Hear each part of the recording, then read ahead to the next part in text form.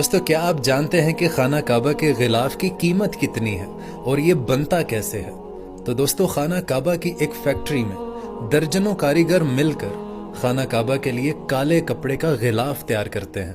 جس پر سونے کی تاروں سے قرآن کی آیات کو لکھا جاتا ہے۔ اس غلاف کو اسوا کہتے ہیں جو ریشم اور روئی سے تیار ہوتا ہے، اور دوستو غلاف میں تقریباً 670 کلو گرام ریشم استعمال ہوتا ہے جو کہ اٹلی سے منگوایا جاتا ہے، اور سونے اور چاندی جو اس میں استعمال ہوتا ہے وہ جرمنی سے منگوایا جاتا ہے۔ اور دوستو اس غلاف کی لمبائی 50 فٹ ہوتی ہے اور اس کی چوڑائی 35 فٹ ہوتی ہے، اور اس غلاف کو تیار کرنے میں 60 لاکھ امریکی ڈالرز لگتے ہیں، اور ہر سال حج کے موقع پر پرانے غلاف کو اتار کر نیا غلاف چڑھایا جاتا ہے، اور پرانے غلاف کو اتار کر اس کے ٹکڑے کر دیے جاتے ہیں جو کہ خاص قسم کے لوگوں کو